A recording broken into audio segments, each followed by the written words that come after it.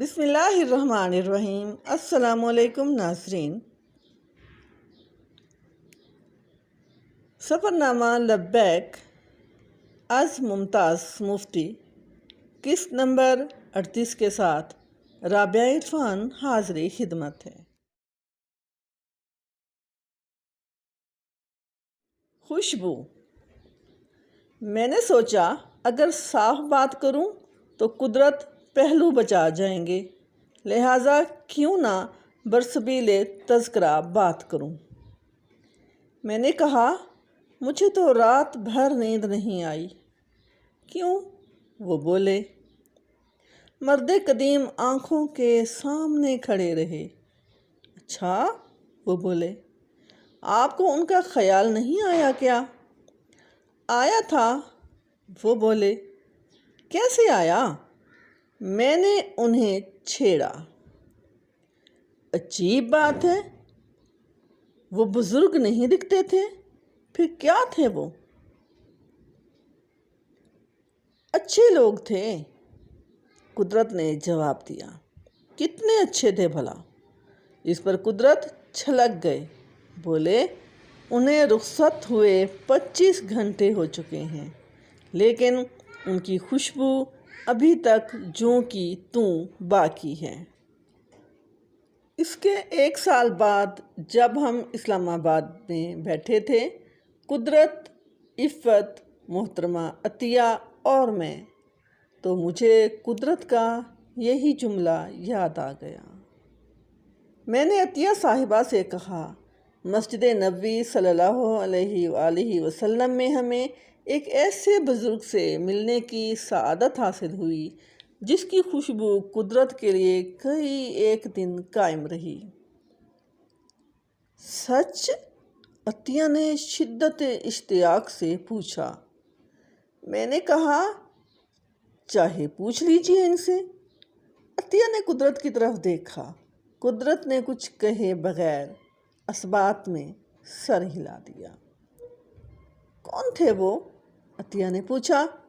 قدرت نے کچھ منہ سے کہے بغیر ہاتھ ہلا کر اللہ جانے کا اشارہ کیا۔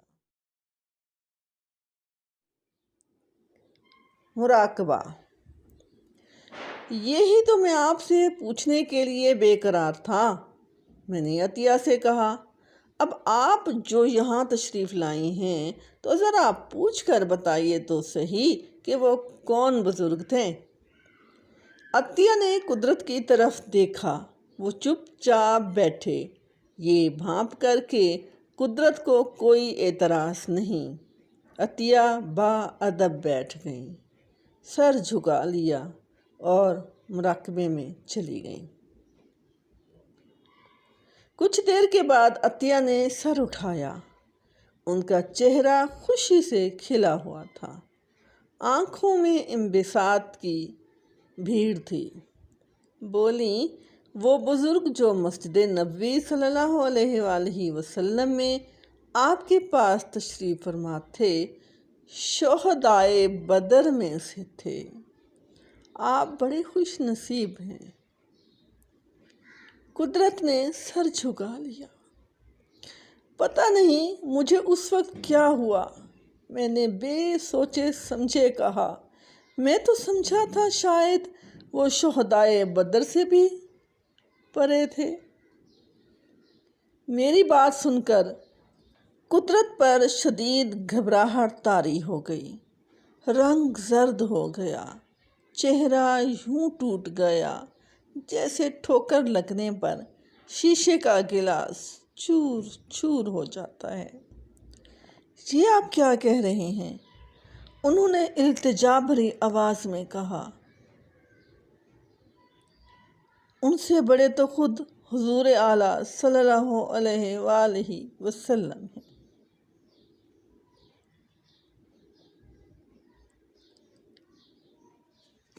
مینار عظیم۔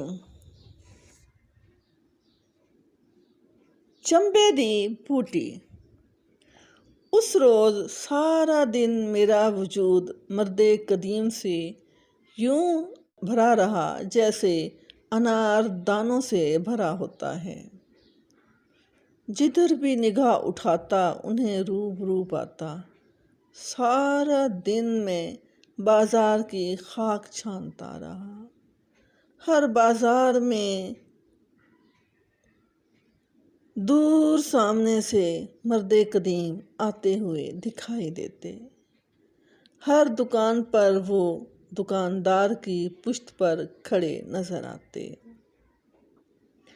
मर्दे कदीम से मेरा वजूद इस कदर भरा हुआ था कि सांस लेना दुश्वार हो रहा था।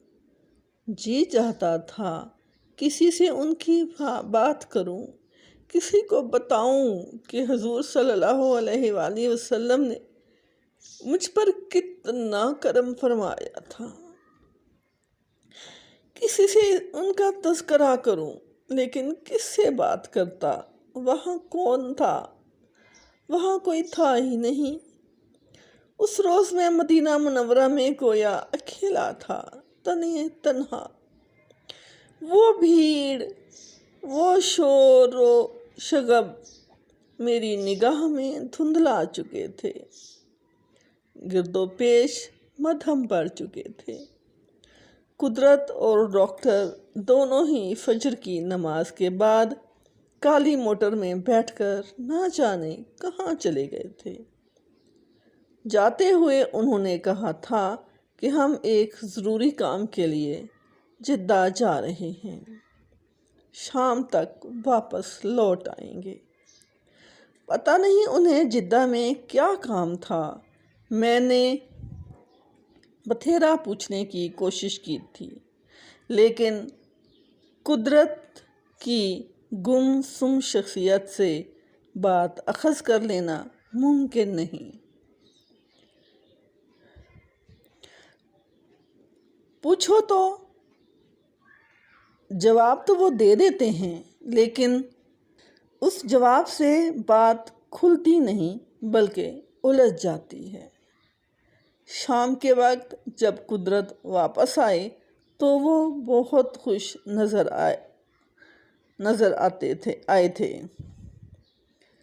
आते ही पूछने लगे, कहिए मुफ्ती साहब, दिन कैसे गुजरा? बहुत बुरा, मैंने जवाब दिया। सारा दिन मर्दे कदीम की नज़र हो गया। सारा दिन ना उन्होंने कुछ दिखने दिया, ना सोचने दिया, ना महसूस करने दिया। अभी हम मर्दे कदीम के मुतालिक बातें कर रहे थे कि मदीने की पाकिस्तान डिस्पेंसरी के डॉक्टर आ गए। कहने लगे, आज फिर मस्जिद नबवी सल्लल्लाहु अलैहि वसल्लम रात को खुसूसी तौर पर खुलेगी। अगर आप चाहें तो ज़ियारत और इबादत के लिए तशरीफ़ ले चलें। आज किसके लिए खुलेगी? डॉक्टर इफ़त ने पूछा।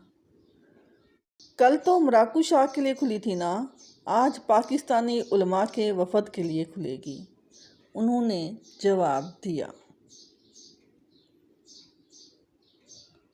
जी तो नाजरीन, ये थी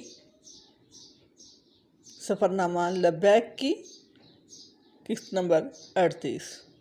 उम्मीद है आपको पसंद आई होगी। पसंदीदगी की सूरत में लाइक का बटन दबाकर कमेंट में अपनी कीमती आरा से ज़रूर आगाह कीजिएगा। अगर आप इस चैनल पर नए हैं तो चैनल को सब्सक्राइब भी कर दीजिएगा। शुक्रिया। इसके साथ ही राबिया इरफान को इजाज़त दीजिए। अल्लाह हाफिज़। पाकिस्तान जिंदाबाद।